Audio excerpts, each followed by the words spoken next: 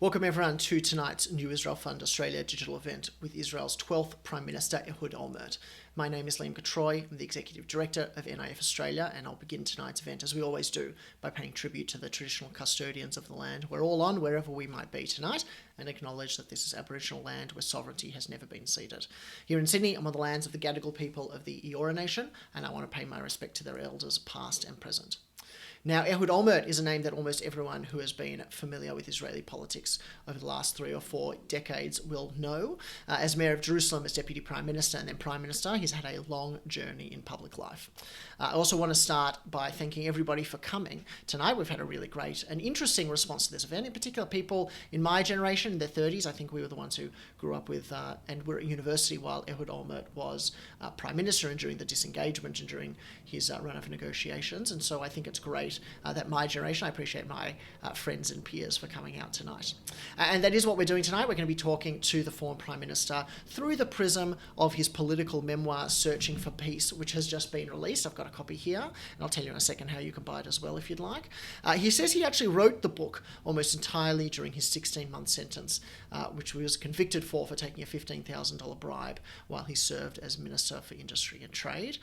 It's a great read. Anyone who's interested in the machinations of Israeli politics or the background story on the Israeli-Palestinian conflict and the peace process will enjoy the unique insights that only a Prime Minister can bring.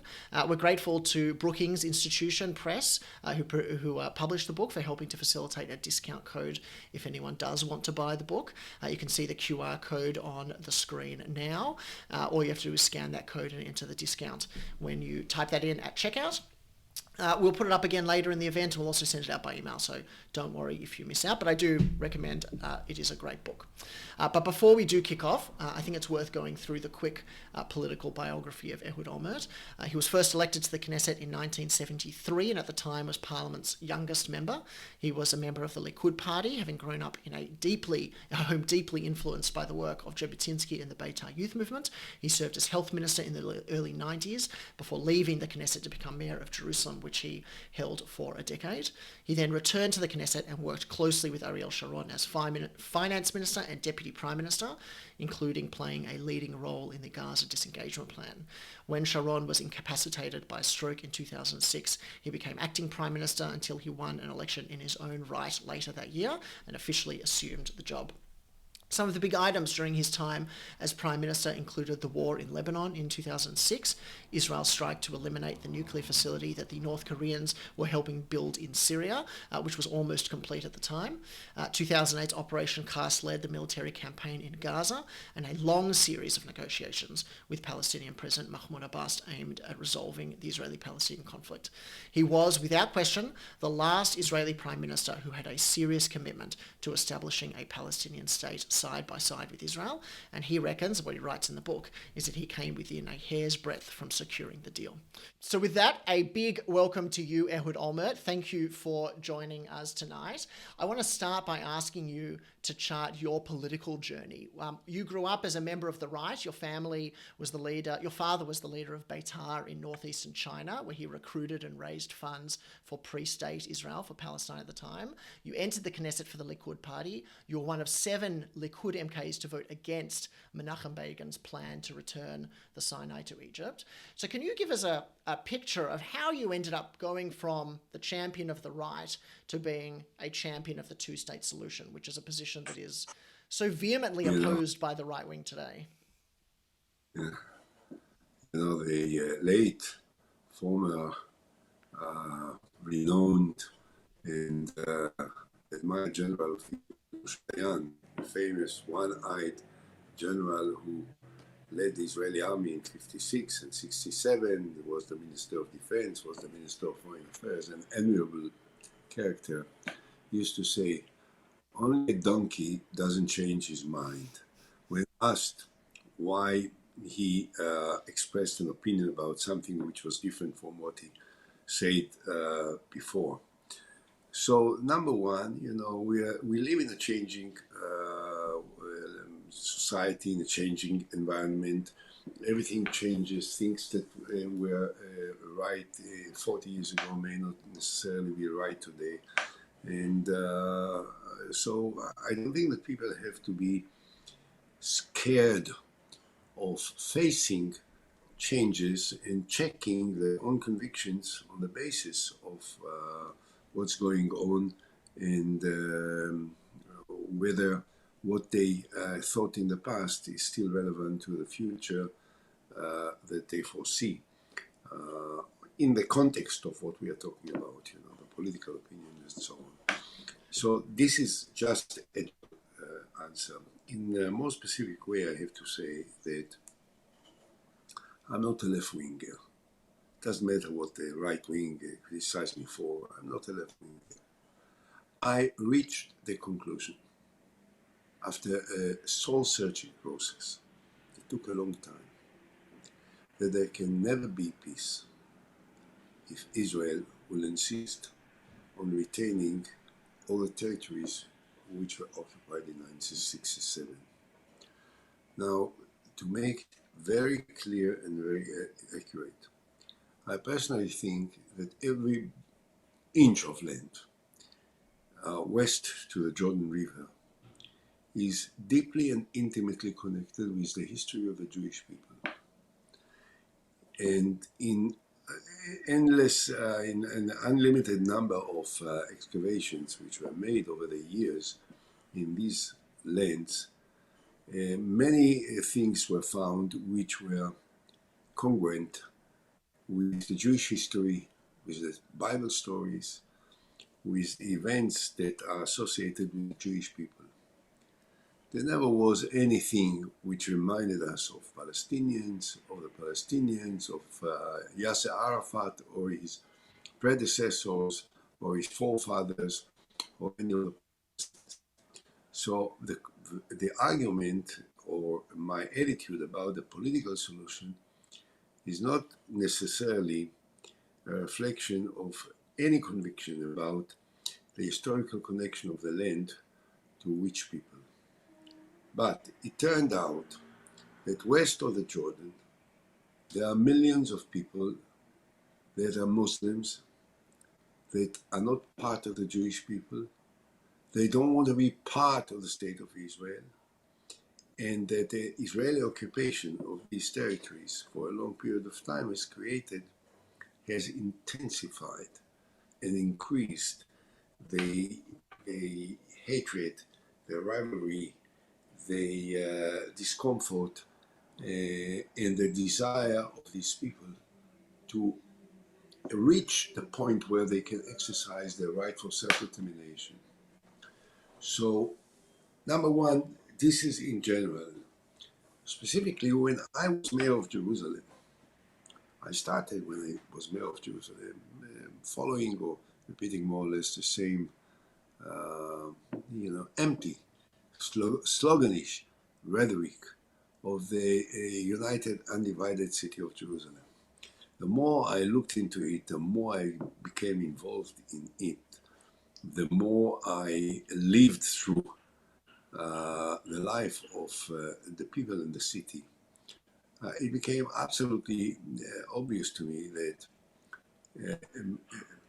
almost all of the sections of is considered to be part of Jerusalem that were added to Jerusalem after 67 were never Jerusalem, are not Jerusalem, and have nothing to do with Jewish history or Jewish memories or Jewish prayers or Jewish desires. The refugee in Jaffa, the Beit Hanina, the Jabal Mukaber, Isawiya, the Walaje, all of these actions which are now part of the city of Jerusalem, and the residents are recognized permanent residents of the state of Israel. They have never been part of Jewish history. They were never part of Jerusalem. They are not Jerusalem. And why do we need to have them? Why do we need to insist on keeping them when we know that if we will not separate from them, there will never be peace between us and the Palestinians? So that's number one. Number two, I was mayor of the city of Jerusalem for 10 years. And I made every possible effort that I could. I invested billions in trying to improve the quality of life of the east side of Jerusalem to try and make it comparable to the quality of life of West Jerusalem. And as much as I did, and I think I did, and I think that the residents, the East Jerusalemites, knew that I really cared for them and that I wanted to improve the quality of life. The 10 years of Enders in which I have invested in the education, in the quality of living, in the infrastructure of East Jerusalem, 20 times or 30 times more than what my predecessor invested in 28 years that he was mayor of Jerusalem when the city was so to say united. Okay, and yet he didn't come even close to be what West Jerusalem is.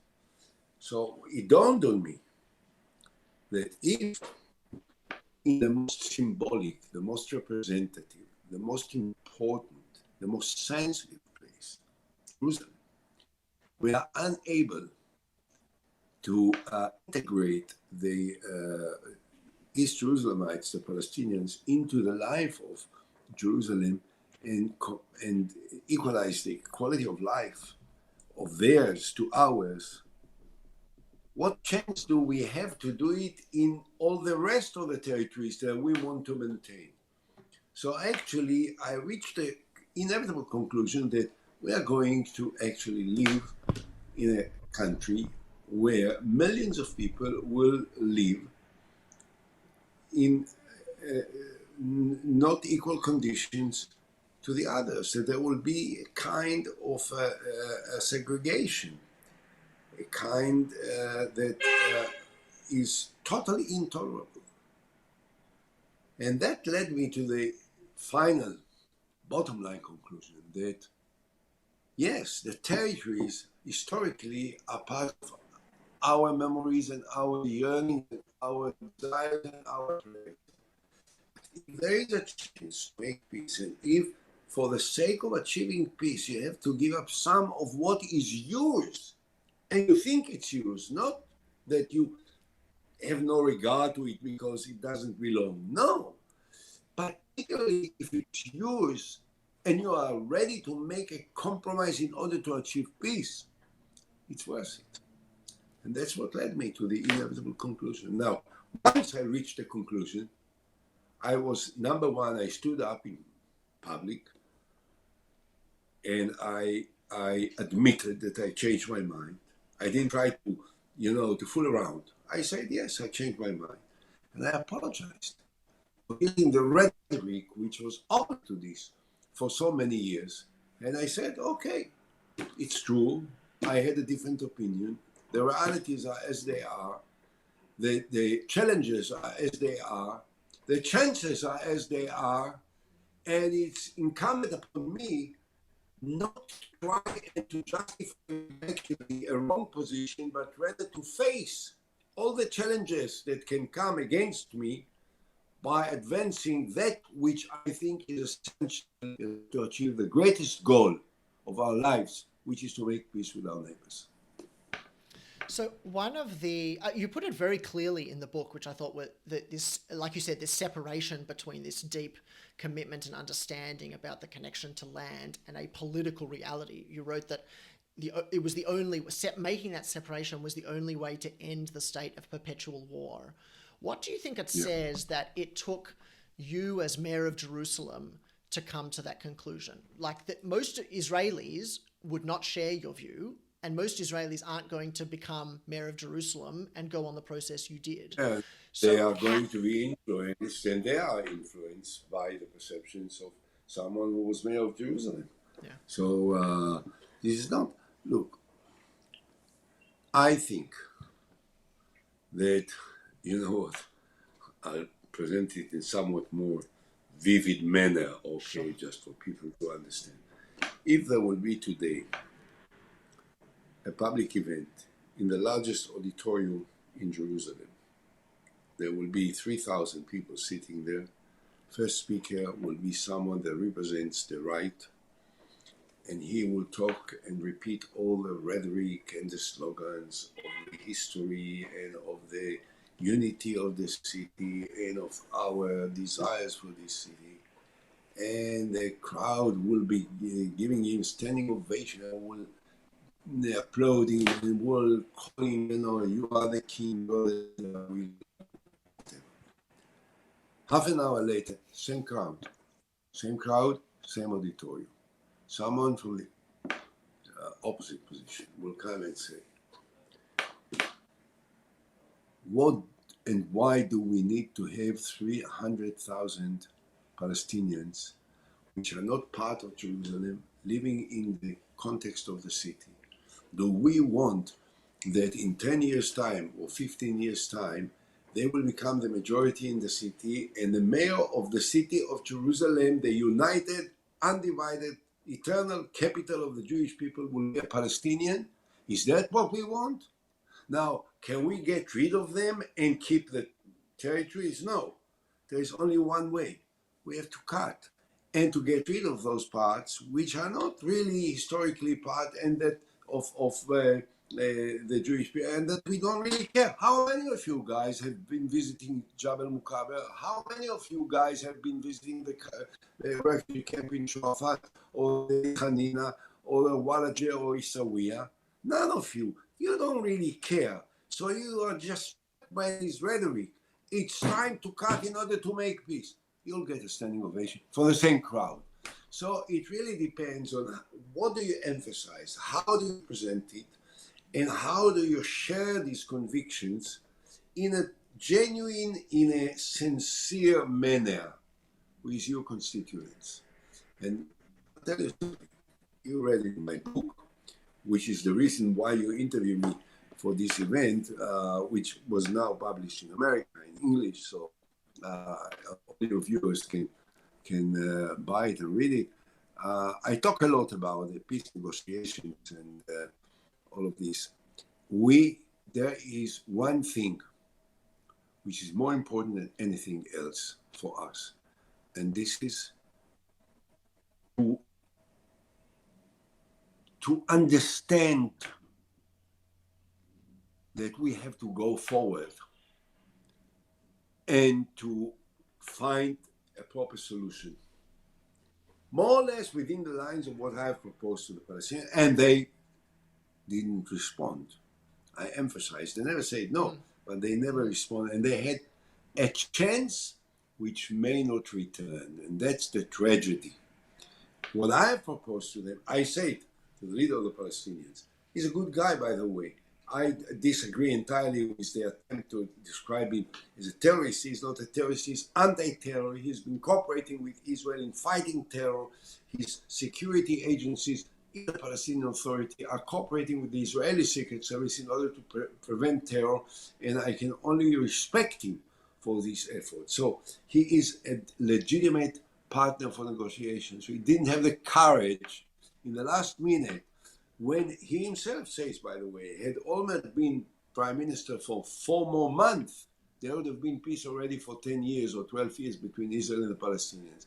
But the one who didn't say yes at that time was him. And I urge you guys, because you are associated with the Israel Fund and the New Israel Fund. And I don't belong to those who think that you are enemies of Israel, not at all. I think that That's you good. and that you are friends of Israel. And I don't think I have to repeat it because it's quite obvious. Otherwise, I wouldn't have been here. But you have to remember that while you criticize Israel for good reason sometimes, don't forget the peace plan, which everyone thinks was the best, the most forthcoming, the most daring, the most far-reaching ever, was proposed by me as the Prime Minister of the State of Israel a year before I retired. They could say yes, they never said yes.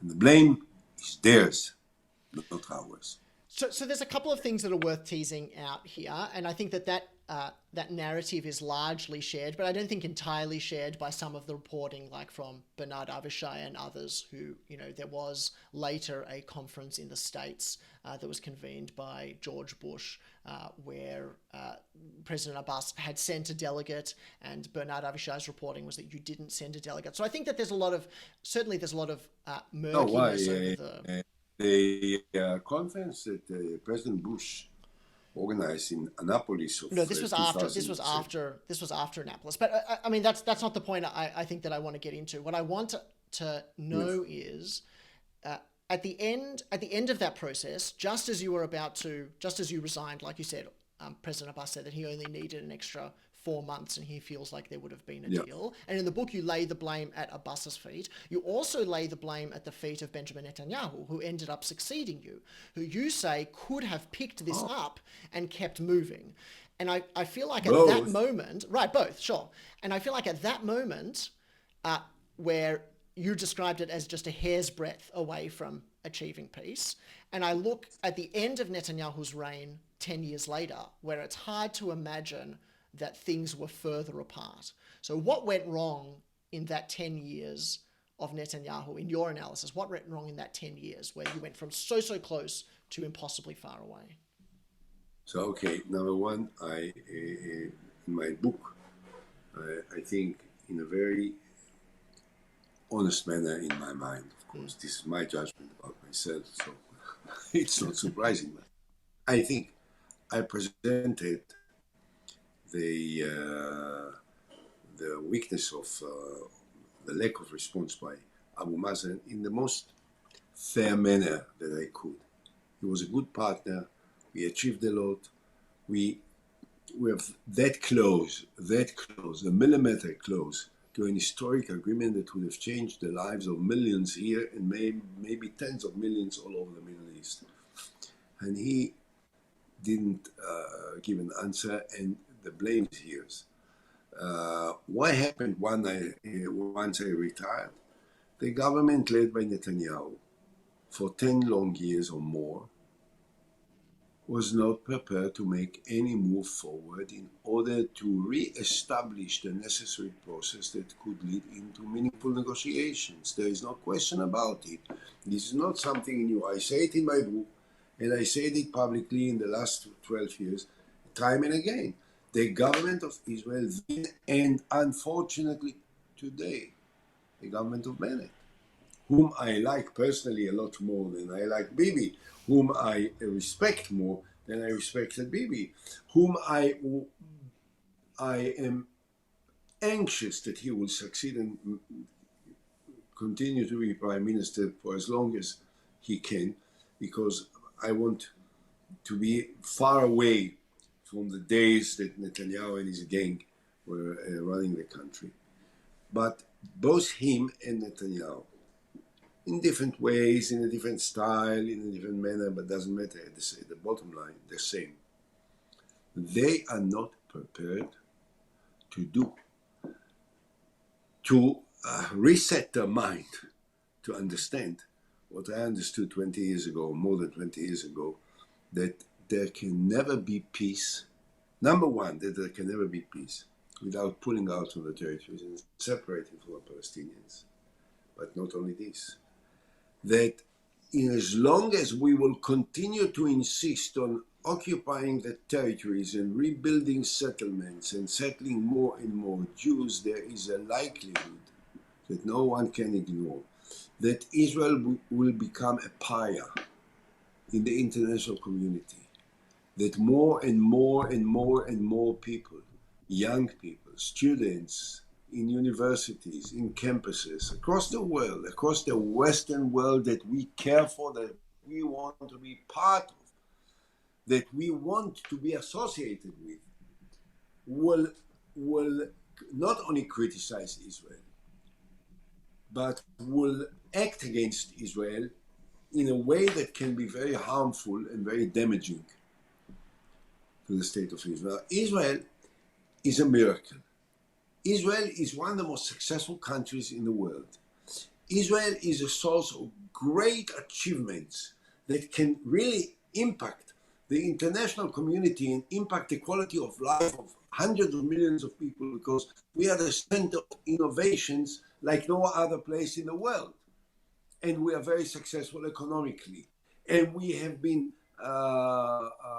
absorbing here millions of people that were spread all over the universe and were deprived of their rights, and we reestablished them and gave them a new life and a new hope and a new horizon. There are so great things that Israel associated with, and all this will be ignored by the international community if we will continue to insist on occupying the territories and denying the Palestinians equal citizen rights that they deserve. Had Netanyahu or Bennett said, look, this territory is ours, there are people there, we citizens, they can vote for the Knesset, they can participate in everything, they have a freedom of movement, freedom of speech, everything. Then from a moral point of view, there could have been a different argument. Right. But to say that we will build Jewish settlements, that we will deny the Palestinians the rights of self-determination, that they will deny them the freedom of speech, that they will deny them the freedom of movement, that they will not give them full equal rights to participate in the political process in Israel, and to keep the territories, that doesn't work. So that's exactly a point that I want to ask you about, which is that Thomas Friedman, the New York Times columnist, in an event for NIF in Sydney a few years ago, he was asked, it's all the Palestinians' fault. I mean, you also, like you said, you lay the primary blame at the feet of Mahmoud Abbas for not saying yes and for not answering. So he was asked, if it's their fault, why should we keep offering? And Friedman's answer was, because it's in Israel's interest. It's in the Jewish people's interest in order to create the reality, which is exactly the position that you seem to have come to. So my question then is, why do, Naftali Bennett, Benjamin Netanyahu, the leaders of the right-wing, political sphere in Israel, they're all very smart people. Why have they not clicked on to the same reality? That it's not about, it can be about doing the right thing for the Palestinians, but it can also be about Israel's self-interest, as you described. Why have they not clocked onto the self-interest angle? Because apparently, as it turns out, their convictions or their emotional attachment to the territories to be more important than the other aspects.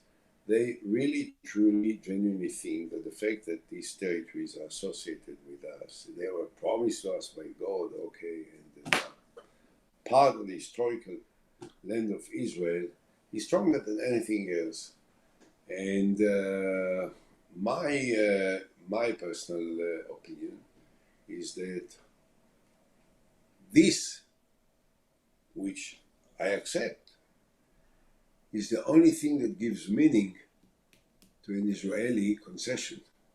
Right. Because if this was not even originally something that we believe that is ours, what right do we have to claim anything? The fact that this is ours historically, this has been part of our history, this has been part of the birth of the Jewish nation thousands of years ago, only this gives a very substantial and important meaning to my position, for instance, that I'm prepared to pull out from what I believe is mine in order to achieve something which is greater and more important even from that. Yeah. But as you can see, and as we all know, this is not something that all of the others think. So, we are divided. By the way, I think an Israeli leadership that would have brought a Palestinian to sign the agreement that I have proposed, there would have been a 70% support of the Israelis to this agreement. So in the final analysis, if there will be an agreement, it will be supported by the majority. When there is no agreement, it's different. Right. So I definitely want to ask you about this idea that if nothing happens, Israel will become a pariah. I definitely want to talk about that soon. One of the things that I found interesting in the book is that what do you have to talk about it that much?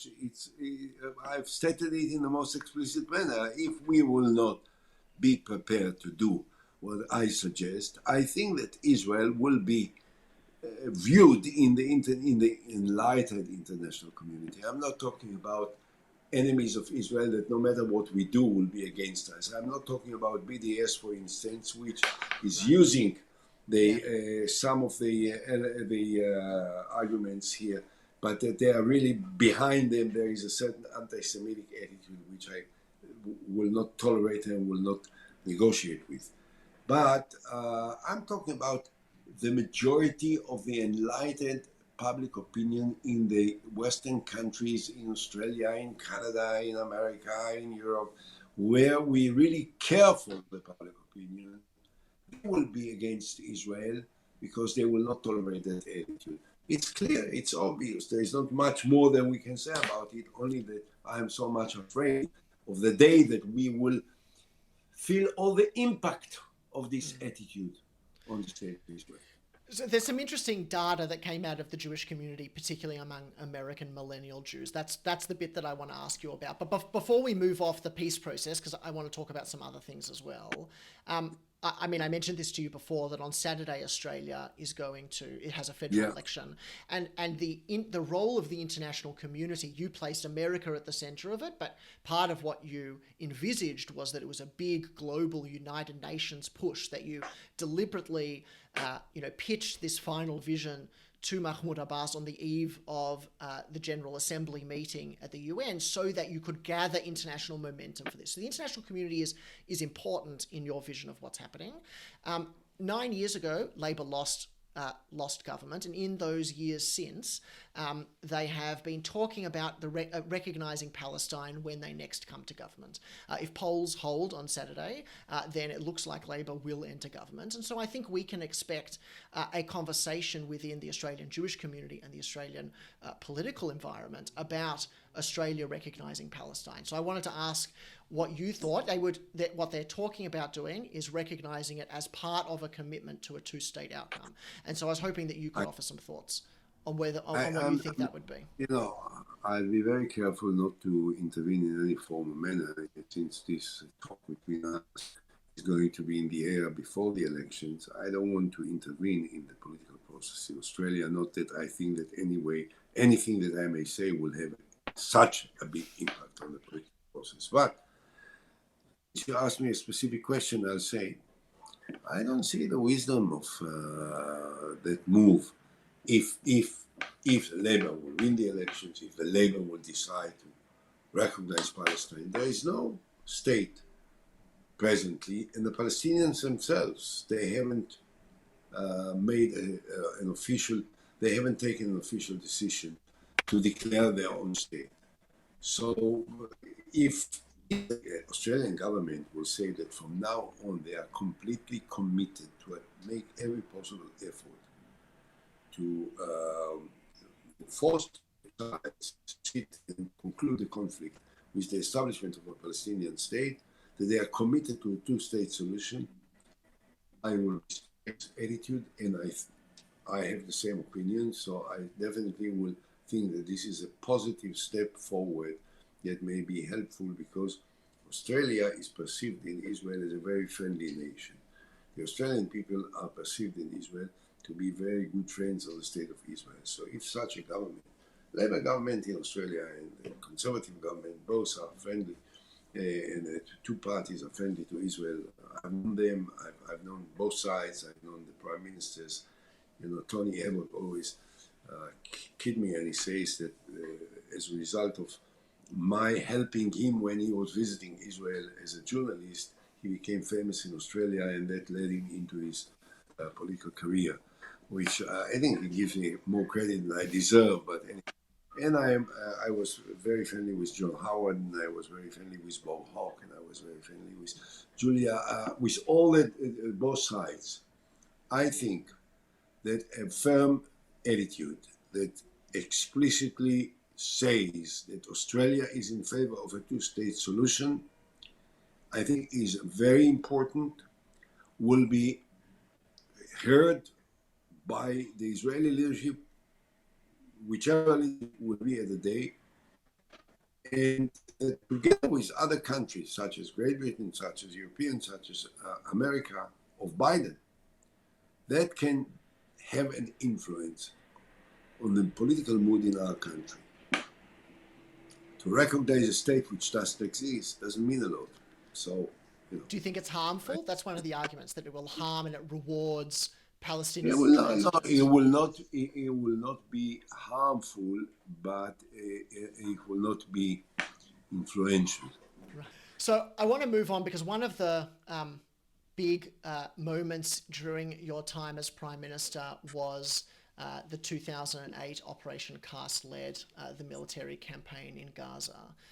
In your book, you talk about how you wanted to change the calculus in Gaza and how you had no choice but to make what you called an aggressive... I wonder, why don't you ask me about a much more important thing, which is the destruction of an atomic reactor that existed in Syria.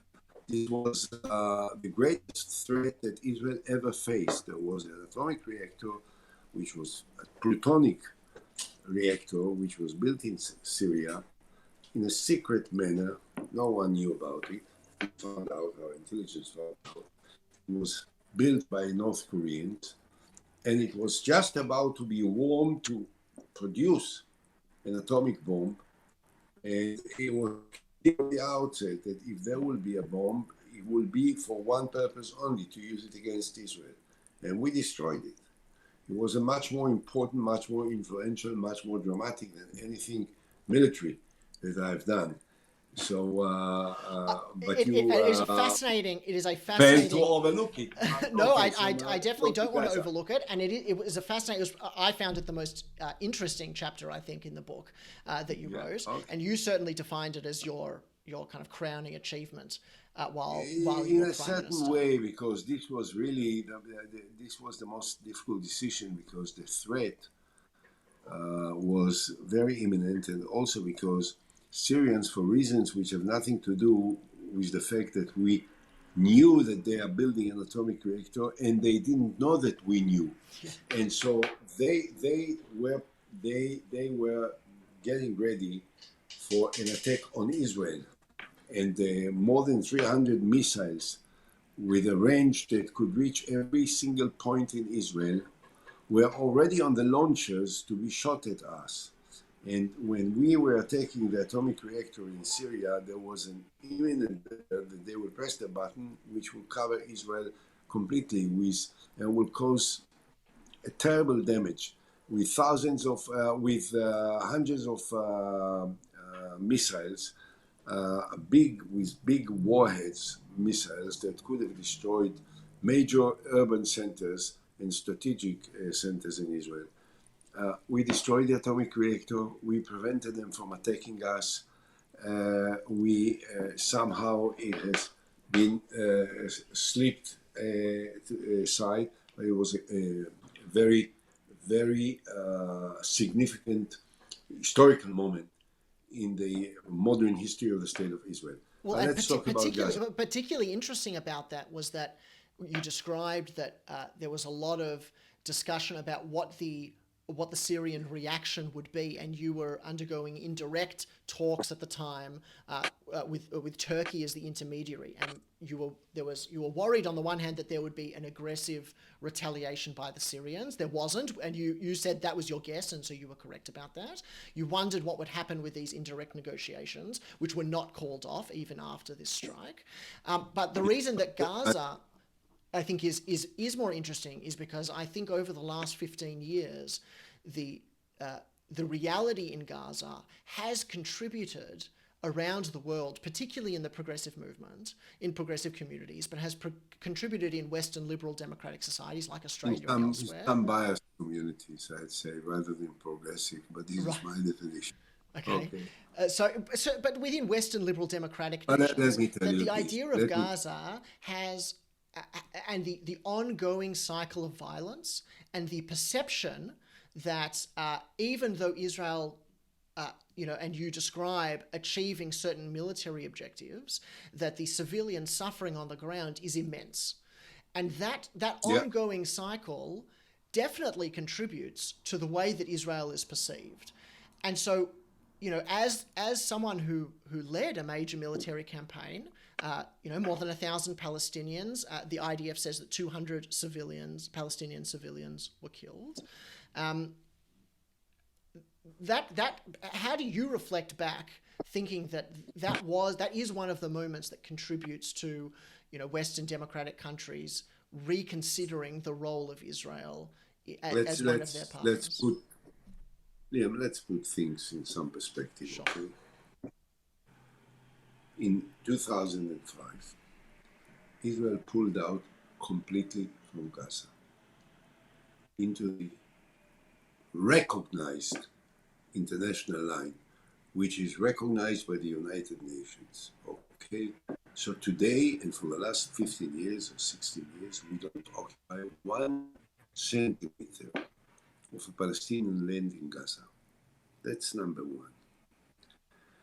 Now, when we pulled out, and I was at that time the Vice Prime Minister, but I was very much in front of the plan to disengage from Gaza and to pull out from Gaza, we had a big argument in the cabinet.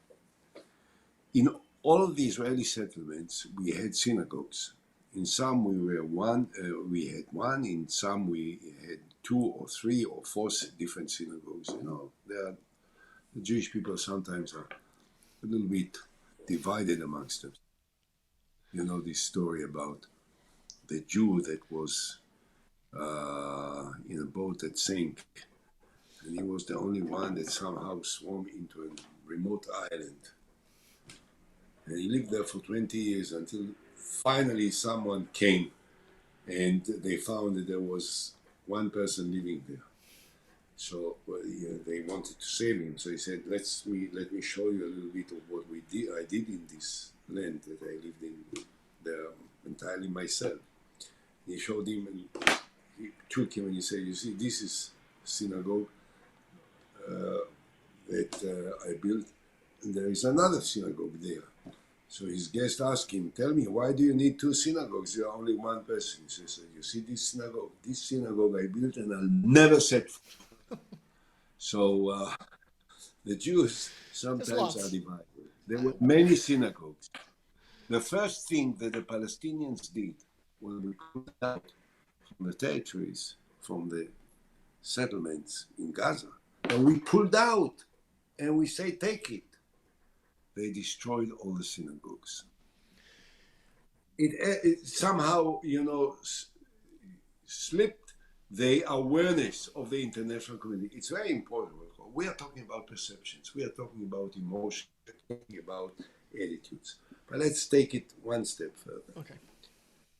Since then,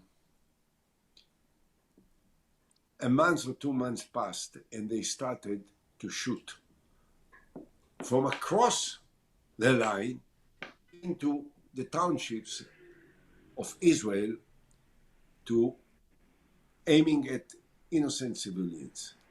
Since then, they have developed their weaponry system and their capabilities, and they now have rockets that can reach all the distance between Gaza and Tel Aviv.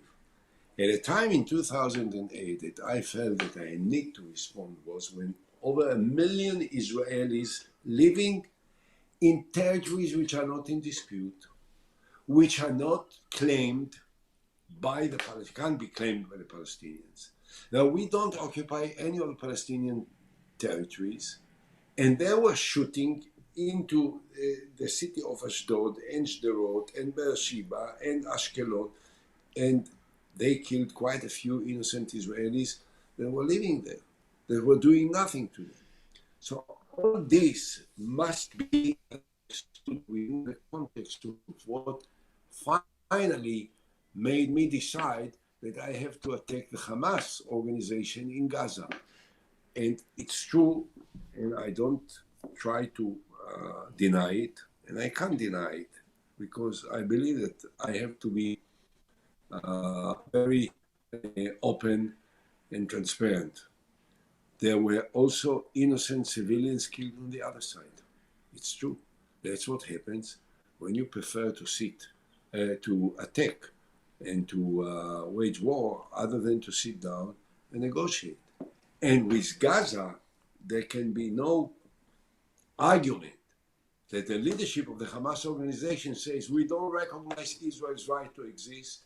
We are not prepared to sit with them. We are not prepared to make peace with them. And they don't even claim one piece of land that we occupied to justify their attacks. Only that they don't want Israel to exist. Right. So all of that. All of that is true, and no one, certainly no one on this call, would oppose Israel's moves to defend itself from Hamas rockets. That is unquestionable. How do you defend yourself against rocket shooting? Right. So that's my question then. What would you do? So that's exactly my question, is that over the last 15 years, there have been at least, 4 or 5 major Israeli military operations in Gaza, where the cycle continues. So and the issue of Hamas being in control of Gaza and firing rockets into Israel is still a problem. So is it that there is no military solution to the problem in Gaza? Because each time the military goes in, we then get 18 months later and nothing has changed. Yeah, there could be a military solution. The military solution could be more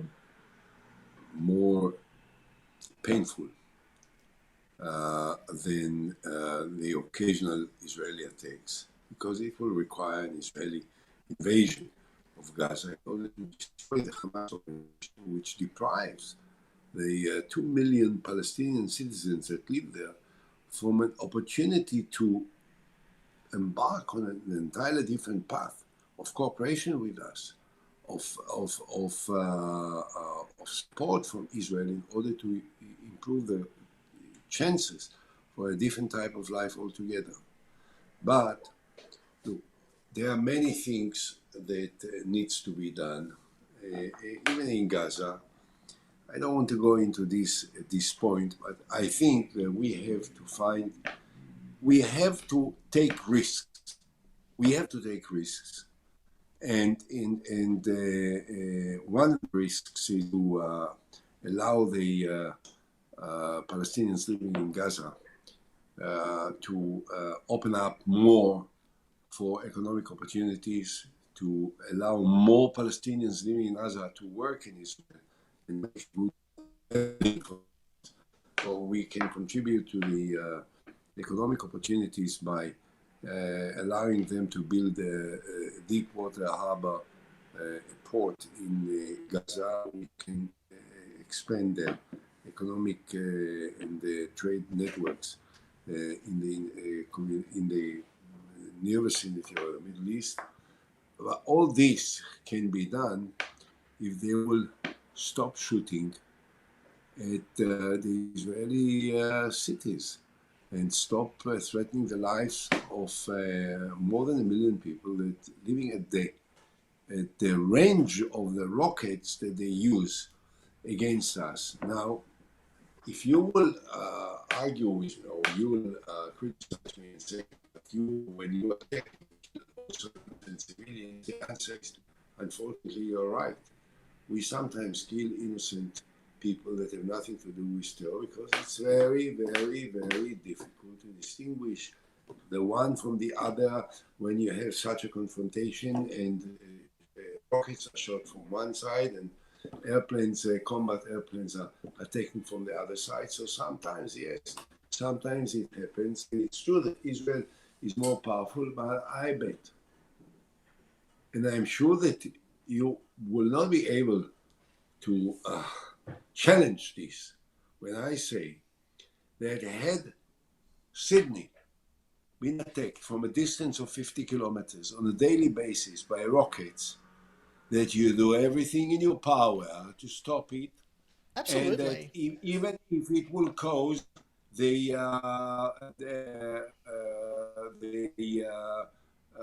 pain to many people that were not part of these attacks, but that they live within that community that does it.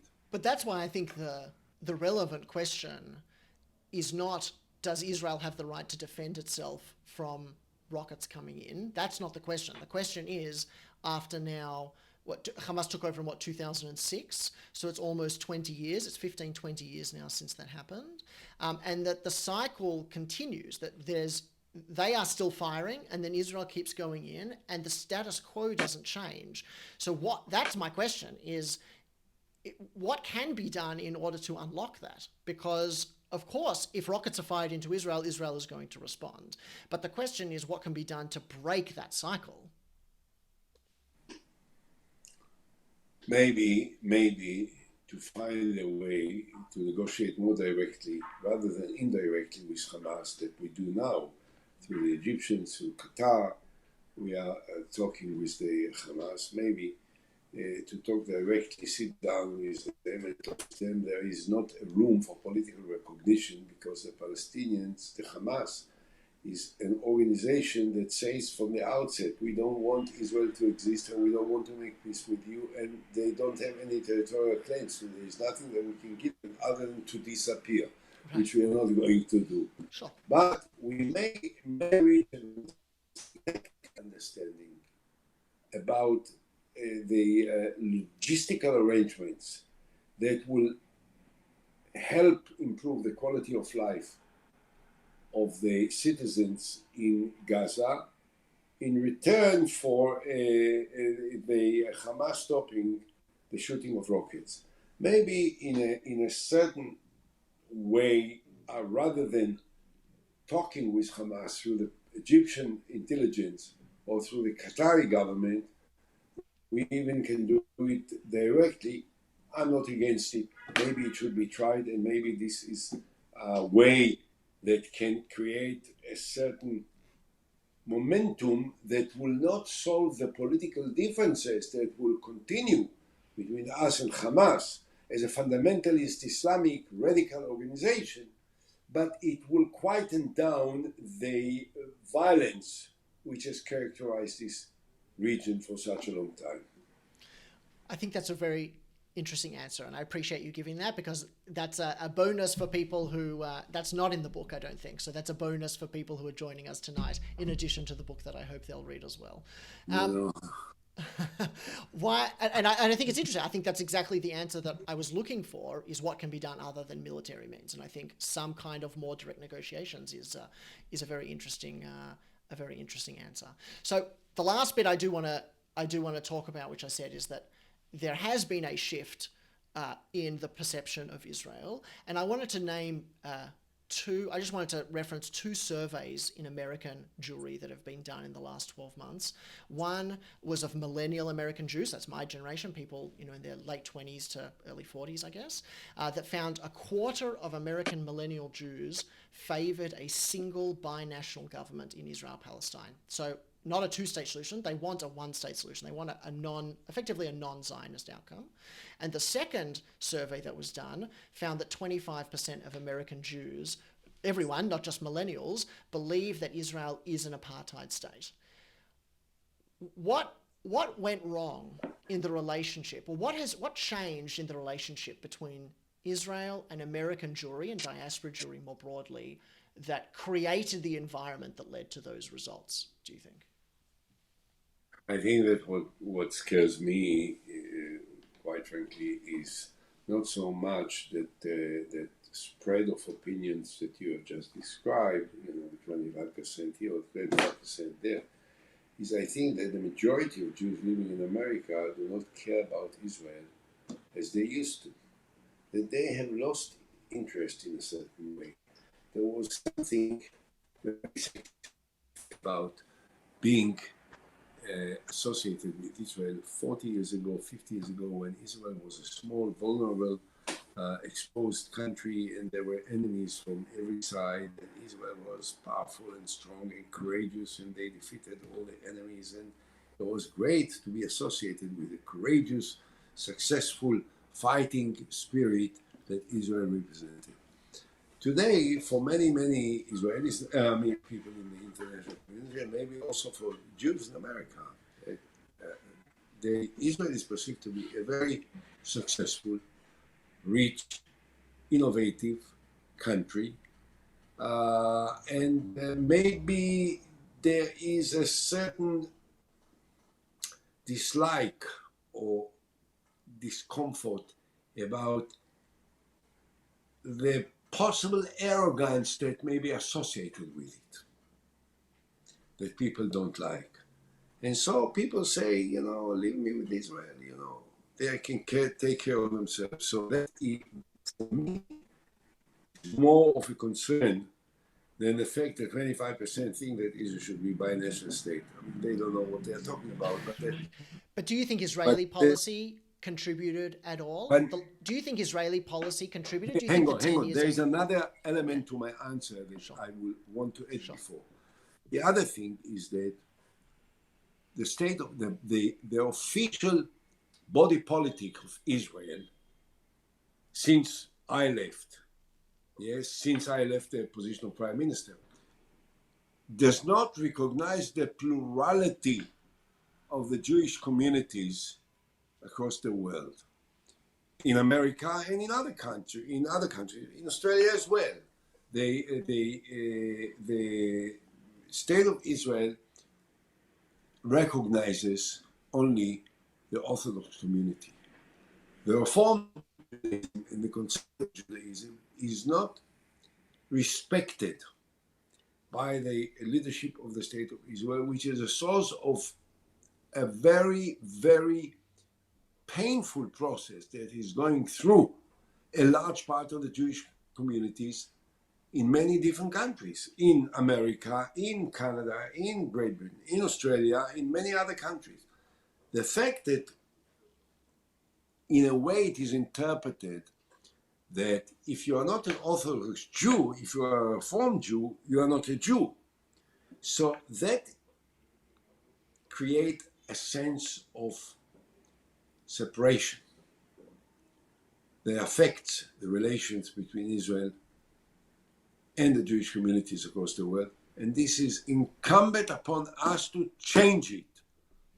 I firmly and strongly, and I think I say it in the book, in a most explicit manner.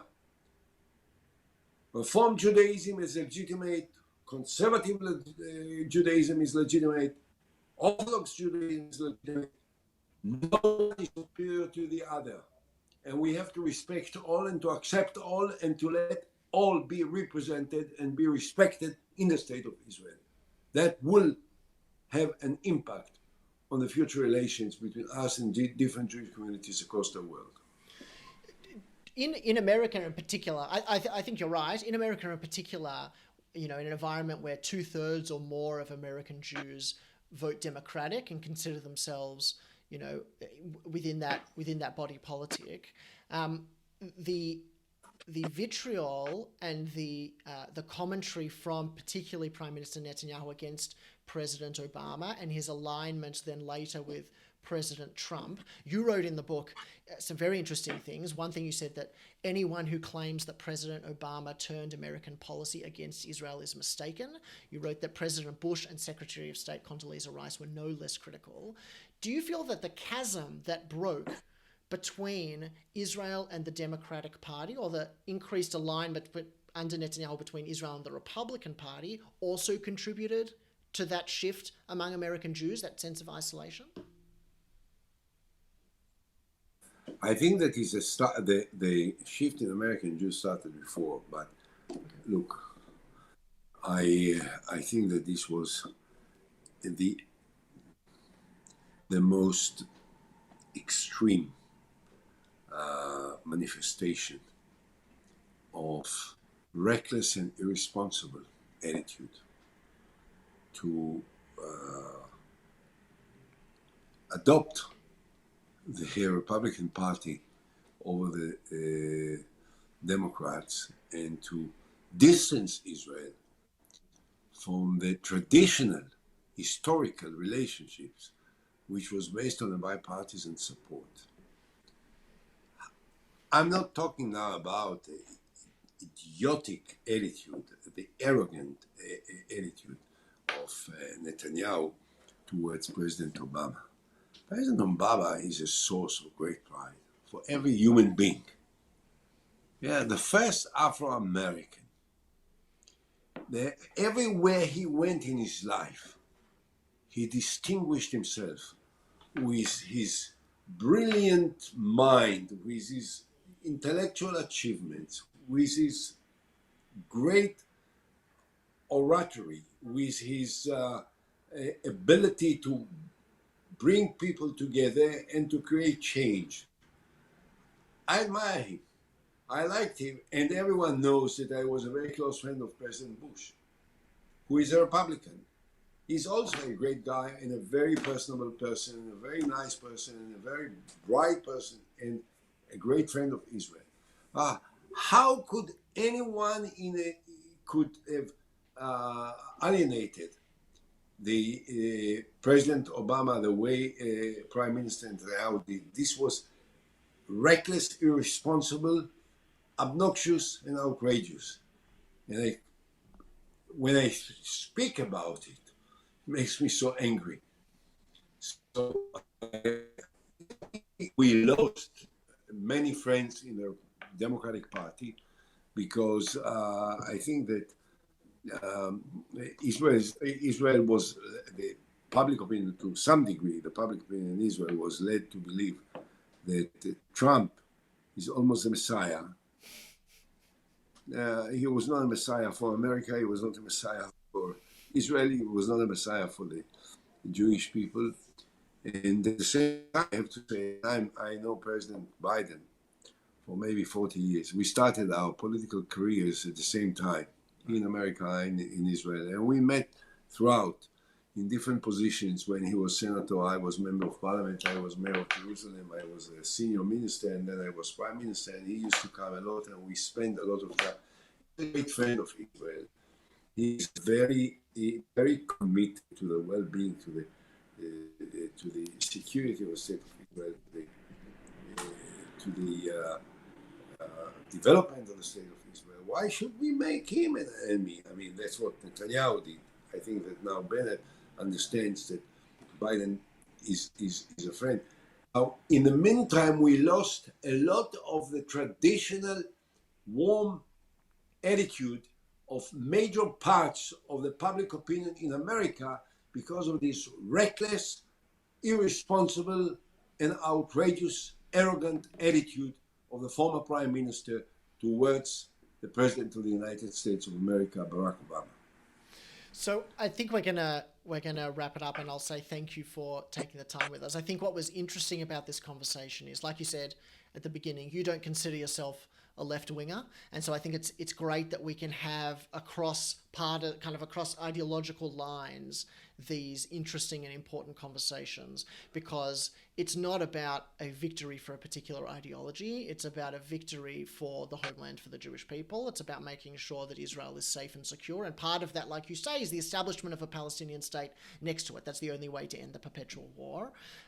That, again, to repeat your point, to repeat it back to you, is that if Israel doesn't do anything, it will become more of a pariah. And that's not what we want.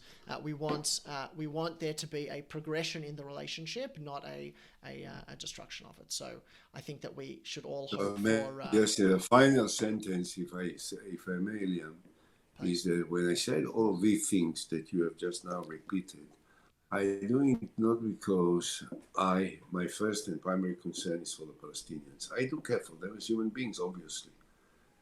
And I want the best for every one of them. And it breaks my heart when I see sometimes the suffering amongst Palestinians as a result of the very special circumstances in which they live. But first and foremost, I do it because this is the interest of the state of Israel. The interest of the state of Israel is to return to its historical status as a state and a country of the high moral ground, in a country which cares for human rights and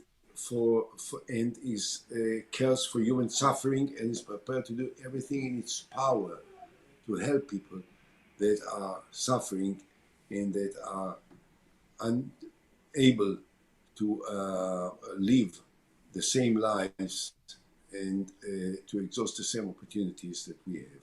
So, because I am a patriot of the state of Israel and the Jewish people, that I think that we have to adopt these positions. I think it's a useful reminder that it's not only possible but strong to be a patriot. And also to advocate for things like a two-state outcome and the end to the occupation. I think that's a very important reminder. And again, to come from someone who doesn't consider themselves left-wing, I think is very valuable. And that's the ambition that you describe is exactly the vision of NAF, that we uphold. Well, I'm left-handed. That's true.